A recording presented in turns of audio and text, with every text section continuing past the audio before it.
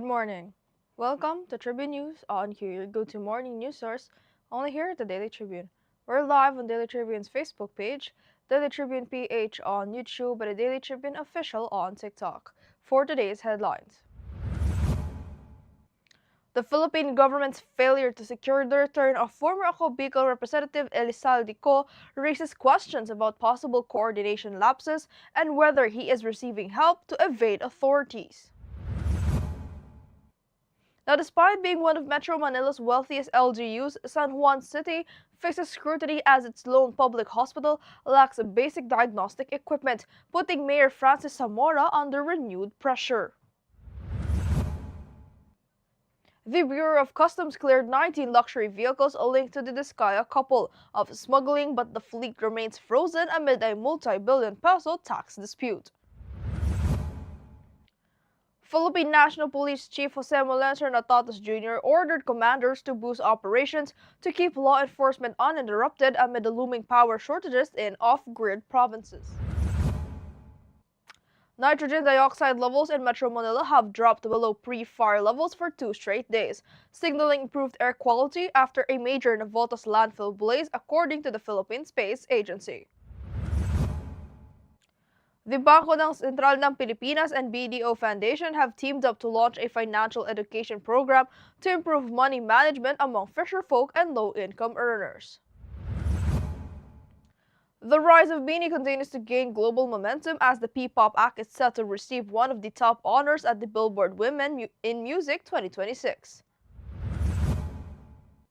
JB Baguio delivered in clutch as NLEX Road Warriors edged Rain or Shine Elasto Painters 92-90 in the Philippine Basketball Association Commissioner's Cup at the Ninoy Aquino Stadium.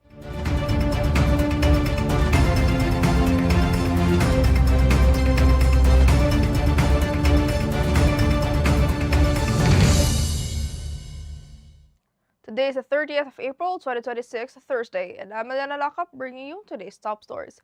Let's kick things off with today's weather. The easterlies will prevail over parts of the country today, bringing hot and humid conditions with a chance of rain, Pag-asa said. Cloudy skies with scattered rains and thunderstorms will affect Dinagat Islands, Surigao del Norte, Surigao del Sur, and Davao Oriental due to the easterlies. Metro Manila and the rest of the country will have partly cloudy to cloudy skies with isolated rain showers or thunderstorms. Pag-asa warned of possible flash floods or landslides during moderate to at times heavy rains. As of 2 a.m., no low pressure areas are being monitored for tropical cyclone formation. Now for a traffic update. Light traffic is reported within Tawak Toll Plaza, Bukawan Toll Plaza, and San Fernando northbound and southbound lanes. Approaching Mindanao Toll Plaza, motorists may encounter an approximate 100-meter vehicle queue. All other areas of NLEX, SATEX, and NLEX connector, including toll plazas and interchanges, are also experiencing light traffic. Now let's move on to this morning's headlines. The Philippine government's failure to secure the return of former Ako Bicol Representative Saldico has raised concerns over possible lapses in international coordination and potential assistance in evading authorities. Political analyst Lito Banayo said Co's prolonged stay abroad suggests access to resources, legal support, and global connections. Authorities believe Co has left the Czech Republic and is moving within the Schengen area while seeking asylum in France, which could delay extradition. The government is pursuing legal options, including an Interpol red notice to bring him back. Now, despite being one of Metro Manila's richest cities, San Juan City is under scrutiny over the lack of key equipment at its only public hospital, the San Juan Medical Center. Critics led by Senator J.V. Ejercito questioned the absence of facilities like an MRI machine, despite strong revenues and a rising health budget. Mayor Francis Zamora defended his administration, citing ongoing upgrades and blaming past leadership. The issue has revived political tensions between the Zamora and Ejercito Estrada camps, with comparisons to better-equipped smaller cities fueling debate on spending priorities and healthcare access. Now, the Bureau of Customs has declared 19 luxury vehicles linked to the Discaya couple of smuggling violations, after confirming all duties and taxes were probably paid through legitimate dealers. Assistant Commissioner Vincent Philip Moronilla said in a review of import documents have found no irregularities, revising earlier suspicions that led to the car's seizure. However, the vehicles remain under restriction due to a separate tax case. The Bureau of Internal Revenue has issued warrants of constructive distraint over alleged multi-billion peso liabilities, as civil and criminal proceedings continue while the assets stay frozen. Now, PNP Chief Police General Jose Melanchon Natatas Jr. ordered all regional and provincial commanders to strengthen operational readiness following a warning from the National Power Corporation of a possible diesel shortage that could trigger rotational brownouts in off-grid areas. He directed units to maximize fuel reserves and ensure backup generators and emergency systems are functional, especially in remote provinces. The PNP assured that patrols, hotlines, and command systems will remain operational, and contingency measures like adjusted deployments and mobile lighting already in place to maintain response capability.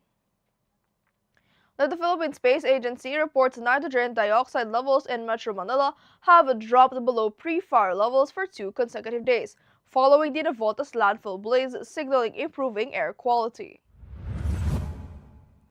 Satellite data showed pollutant levels on April 28th were lower than before the April 6th fire, which affected nearly 31.95 hectares and caused widespread haze and odor across Metro Manila. The DENR, DPWH, and local officials are continuing inspections and monitoring, while also considering possible legal action against the landfill operator as recovery efforts continue.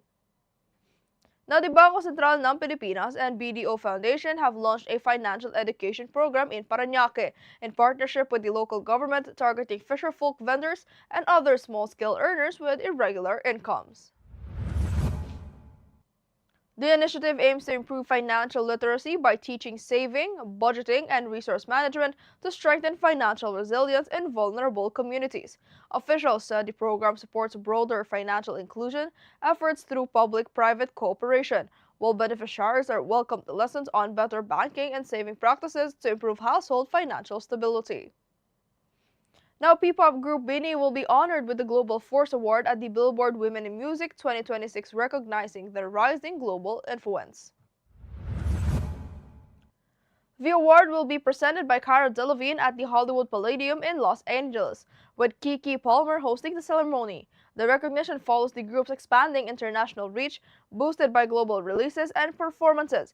BINI Lee recently made history as the first all-Filipino act to perform at Coachella 2026 and also appeared at the Grammy Museum, marking a major milestone in their global rise. Now, JB Baguio came through in the clutch as NLEX edged Rain or Shine at 92-90 in the PBA Commissioner's Cup at the Nino Aquino Stadium on Wednesday. Baguio, who finished with 9 points, sank a jumper with 1 second left to steal the win. Jalen Johnson missed at the buzzer for the Elasto Painters. Robert Baldick led NLEX with 30 points and 11 assists. Meanwhile, KD Lelan added 21 points and 14 rebounds as the Road Warriors improved 8-2. Rain or Shine also dropped 8-2. Now, a quick look at today's horoscope. Today calls for caution and balance, Cancer. Avoid long journeys as your energy levels may feel low and travel could leave you more exhausted. It is also best to steer clear of long-term investments for now. Spend relaxed moments with a close friend to refresh your mind, as social activities in the evening may bring positive and uplifting experiences. Professionally, your hard work and sincere efforts are likely to be recognized and rewarded. While romance may take a backseat due to your spouse's health concerns, make sure to offer reassurance as your busy schedule could make them feel slightly neglected. Now, Tribune, did you know on April 30th, 1945, Adolf Hitler dies by suicide inside his underground bunker beneath the Reich Chancellery in Berlin. As Soviet forces closed in on the city, the Nazi leader swallowed a cyanide capsule and shot himself, ending his rule and the collapse of the Nazi Germany. By early 1945, Germany was already facing defeat after losses on both Eastern Front against the Soviet Union and the Western Front following the Allied D-Day landings in Normandy. Despite desperate resistance and failed plots within his ranks, Hitler refused to surrender. Shortly after his death, Berlin fell and Germany unconditionally surrendered on May 8, 1945, ending World War II in Europe and the vision of the Thousand-Year Reich.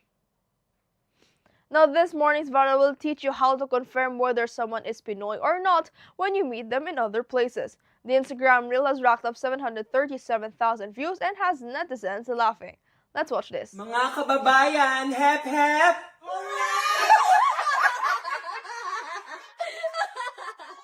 Mga kababayan. And that's all for now, mga Tribune. Join us again at 1 o'clock p.m. for more updates. This has been Eliana Lacap for Tribune News on Q.